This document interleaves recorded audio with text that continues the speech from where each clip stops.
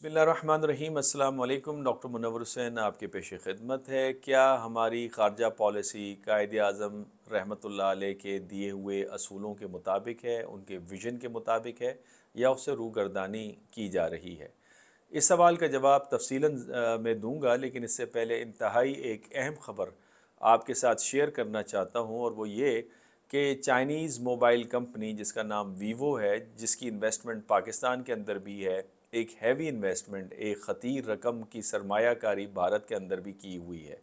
इस वक्त भारत की हुकूमत क्रैकडाउन कर रही है वीवो के ऊपर, और इल्ज़ाम ये है कि वीवो भारत से पैसा बाहर ले जाने के हवाले से मनी लॉन्ड्रिंग में मुलव्वस है। ये वही वीवो कंपनी है जिसने भारत के अंदर तकरीबन 10,000 जॉब्स दी हुई हैं। 17% इनका शेयर है भारत के स्मार्ट मोबाइल मार्केट के अंदर। और उसके अलावा जो सबसे अहम पॉइंट है वो ये कि ये भारत के अंदर बनने वाले स्पेयर पार्ट्स को इस्तेमाल करते हैं। जो मेड इन इंडिया की जो कैंपेन है, एन उसके मुताबिक ये अमल दरामद करते हैं।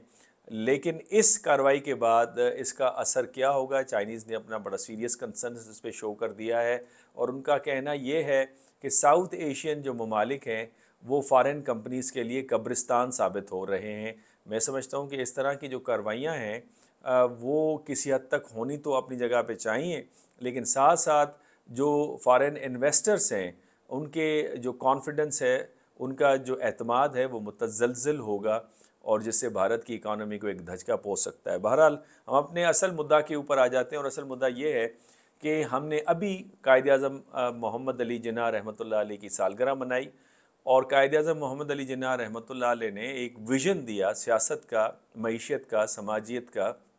इसी तरीके से ख़ारजा पॉलिसी के हवाले से भी उनका एक विज़न था।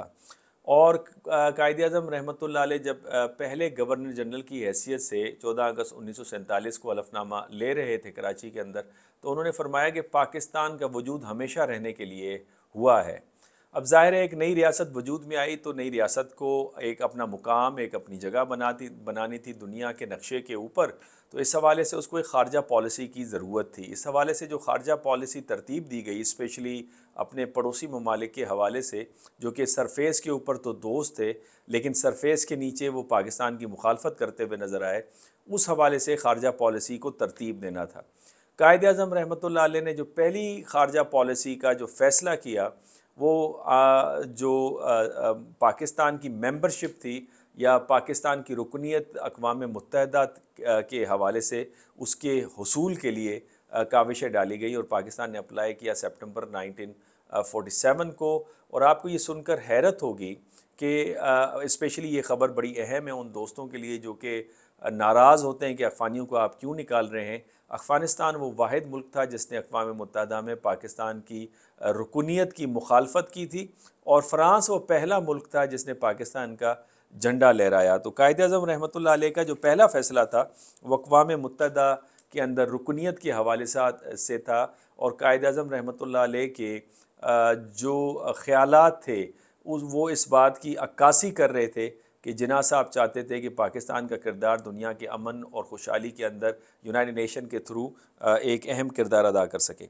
इसी हवाले से कायद-ए-आज़म पहले गवर्नर जनरल की हैसियत से उन्होंने बहुत गैर मशरूत किस्म की हिमायत की फ़लस्तीनी काज़ की, और उनके बहुत अच्छे ताल्लुकात थे मुफ्ती आज़म फ़लस्तीन के साथ। पाकिस्तान बनने से पहले के ये ताल्लुकात थे, बल्कि मंटो पार्क के अंदर 1940 को जब करारदाद आई पाकिस्तान की, तो उसमें भी फ़लस्तीन के हवाले से बात की गई। कायद-ए-आज़म मोहम्मद अली जिन्ना ने भरपूर मुखालफत की जो फ़्रेंच ऑक्यूपेशन थी, स्पेशली नॉर्थ अफ्रीका, जिसे शुमाली अफ्रीका कहते हैं, उसके अरब इलाकों के ऊपर। और फिर उन्होंने डच की बड़ी भरपूर मुखालफत की जिस वक्त डच ने इंडोनेशिया पे हमला किया, क्योंकि इंडोनेशिया ने इनकार कर दिया था डच को ट्रांजिट फैसिलिटी देने के हवाले से कि उनकी बैटल शिप्स यहाँ से गुज़र पाएँ। कायद-ए-आज़म मोहम्मद अली जिन्ना ने वादा किया कि वो सफ़ारती और मादी इमदाद देंगे हर उस आज़ादी की तहरीक को जो कि मुस्लिम दुनिया में उस वक्त जारी थी, जिसमें अल्जेरिया, लिबिया, नाइजेरिया, मलाया और मोरक्को शामिल थे। और बाद में आने वाले जितने भी पाकिस्तान के हुक्मरान थे, चाहे उन पे आप जो भी एतराज़ उठाएं, लेकिन वो भी पैन इस्लामिस्ट नज़र आते हैं। इन तहारीक को उनकी भी भरपूर सपोर्ट थी। तो تو یہ جو دو چار میں نے آپ کے سامنے مثالیں دی ہیں، یہ مینیفیسٹیشن تھی جناح صاحب کا جو ویژن تھا کہ peace within and peace without آؤٹ، اس حوالے سے کیا آج کی جو ہماری خارجہ پالیسی ہے اس میں جناح صاحب کا ویژن مینیفیسٹ ہوتا ہے یا نہیں ہوتا؟ اس حوالے سے چند مثالیں میں آپ کے سامنے رکھوں گا جو اس بات کا اندیا دیتی ہے کہ ہم نے جناح صاحب کے ویژن کو فالو کیا ہے، لیکن بعض اوقات اس سے روگردانی بھی کی ہے۔ اور میں سمجھتا ہوں زندہ اقوام وہی ہوتی ہیں جو اپنے گرے ایریاز کو آئیڈینٹیفائی کریں، اپنی اکاؤنٹیبلٹی کر کے اور اپنے صحیح راستے کا تعین کرے، جو بانیان پاکستان نے جس راستے کی نشاندہی کی تھی۔ ہم نے جو پہلا امپورٹنٹ کام کیا، اور میں سمجھتا ہوں پورے پاکستانیوں نے اس کو اپریشیٹ کیا، وہ یمن وار کے اندر نیوٹرلٹی تھی۔ ہم نے کسی پارٹی کا ساتھ نہیں دیا، جس سے ہمارے کچھ دوست ہم سے ناراض بھی رہے، لیکن ہم چاہتے تھے کہ بات چیت کے ذریعے یہ مسئلہ حل ہو۔ اسی طریقے سے جب ایران اور امریکہ کے درمیان میں تعلقات شدید تناؤ کا شکار تھے، اسپیشلی ایران کے بہت ہی اہم جنرل قاسم سلیمانی کی شہادت کے بعد، تو پاکستان نے اس تناؤ کی کمی کے لیے بھی کاوشیں ڈالی اور اس کو ڈی ایسکیلیٹ کرنے کی کوشش کی گئی۔ تو پاکستان نے دنیا کے اندر امن قائم کرنے کے حوالے سے جو کاوشیں ہیں پاکستان کی، وہ سر فہرست نظر آتی ہیں، چاہے وہ بوسنیا کا معاملہ ہو، کوسوو کا معاملہ ہو، اس میں پاکستان پیش نظر آتا ہے۔ پاکستان کی ایک اور جو اقدام ہے جو عین قائد اعظم کے ویژن کے مطابق ہے، وہ انٹرنیشنلزم ہے۔ پاکستان کی جو یہ اپروچ ہے انٹرنیشنلزم، جسے بین الاقوامیت کہہ سکتے ہیں آپ، اور پروموشن آف ہیومن رائٹس، انسانی حقوق کی جو ترویج ہے، اس حوالے سے بھی پاکستان پیش نظر آتا ہے۔ اور اس کی بڑی روشن مثال یہ ہے کہ پاکستان نے بھرپور شرکت کی ہے یونائٹڈ نیشن پیس مشنز کے اندر، اور پاکستان دنیا کے بڑے ممالک میں، بلکہ اگر میں یہ کہوں کینیڈا کے بعد دوسرے نمبر پہ بڑا ملک ہے جس نے ہزاروں کی تعداد میں اپنی فوج اور اپنے پولیس آفیسرز پیس مشنز میں بھیجے ہیں۔ اور اس کی ایک اور جو روشن مثال ہے، تابندہ مثال ہے، وہ صومالیہ ہے، جہاں پہ پاکستان نے پیس مشن کو بڑے احسن انداز سے اس کو نبھایا۔ اس کی تعریف پاکستان کے فورسز کی پروفیشنلزم کی جو تعریف ہے، وہ امریکن جنرلز بھی کرتے نظر آئے اور اقوام متحدہ کے آفیشلز بھی کرتے ہوئے ہمیں نظر آئے۔ اسی طریقے سے پاکستان جو ہے وہ انسانیت کے حقوق کی جو خلاف ورزیاں ہیں، جو plight of human rights and human dignity, اس کے خلاف بھی آوازیں اٹھاتا رہا، چاہے وہ انٹرنیشنل فورم سے یا ریجنل فورم سے، چاہے وہ کشمیر کا مسئلہ ہو، فلسطین کا مسئلہ ہو، میانمار کا مسئلہ ہو، پاکستان اس میں بھی آپ کو سر فہرست نظر آتا ہے۔ اور اس کی ایک بہت ہی شاندار مثال اس وقت جو ہمارے مستقل مندوب ہیں یونائٹڈ نیشن کے اندر، اقوام متحدہ کے اندر، ایمبیسڈر منیر اکرم صاحب، ان کی جو کاوشیں ہیں اور ان کی جو تکنیکی مدد ہے جو کہ انتہائی مفید ثابت ہوئی ہے، جو اسرائیل کے خلاف جو کہ جینوسائیڈ کمٹ کر رہا ہے فلسطین کے حوالے سے، جس کی عرب لیگ کے ممبرز بھی اور OIC کے ایمبیسڈرز جتنے بھی سفران ہیں، وہ اس کو اپریشیٹ کرتے ہیں، اس کو تسلیم کرتے ہیں۔ انڈین فرنٹ کی اگر بات کی جائے تو پاکستان نے ہمیشہ انڈیا کے ساتھ امن کی بات کرنے کی اور کاوشیں ڈالی ہیں امن کے حوالے سے۔ جو بھی ہمارا پرائم منسٹر یا پریزیڈنٹ آتا ہے، آپ نے دیکھا ہے کہ وہ امن کی بات کرتا ہے، وہ پہلی جو بیان انڈیا کے حوالے سے پہلا بیان دیتا ہے وہ امن کا بیان دیتا ہے۔ اسی حوالے سے اگر آپ دیکھیں کہ پاکستان اور انڈیا کے درمیان میں جو امن میں اصل رکاوٹ ہے وہ کشمیر کا مدعا ہے، اور پاکستان عین اس کو اقوام متحدہ کے ریزولوشنز کے مطابق، قراردادوں کے مطابق حل کرنا چاہتا ہے۔ اور پاکستان یہ سمجھتا ہے کہ انڈیا پاکستان کے درمیان میں جو کانفلکٹ ہے، جس کی ملٹی ڈائمنشنز ہیں، وہ اہم رکاوٹ ہے ریجن کے اندر کنیکٹیوٹی، پیس اینڈ اسٹیبلٹی اور پروموشن آف پراسپیرٹی کے حوالے سے۔ اسی وجہ سے جو گڈ ول جسچرز دیتے ہوئے پاکستان نے پلوامہ ڈپیکل کے بعد سوئفٹ انداز سے ہینڈ اوور کیا گروپ کیپٹن ابھی نندن کو، اور اس کے بعد پھر ہم نے دیکھا کہ کرتارپور کا کوریڈور ہم نے کھولا تاکہ انڈین جو سکھ یاتری ہیں ان کو فیسلیٹیٹ کیا جائے، وہ اپنی مذہبی رسومات کو بآسانی یہاں پہ ادا کر سکیں۔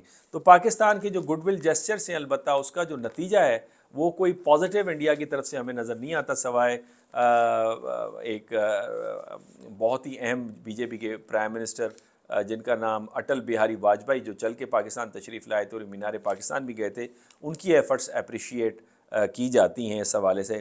البتہ پاکستان کی جو پالیسی تھی پیس لوننگ پالیسی، اس کی کوئی اپریسیشن اوورآل پوری دنیا میں پاکستان کو نہیں ملا، اور اس کی بہت ساری وجوہات ہیں۔ پہلی وجہ تو انڈیا کا جو پروپیگنڈا تھا اگینسٹ پاکستان، جو EU ڈس انفو لیب کے ذریعے سے آیا ہوا، जिसमें वॉइस ऑफ अमेरिका हो या रशिया टुडे हो, उसमें पाकिस्तान के ख़िलाफ़ आर्टिकल का पब्लिश करना।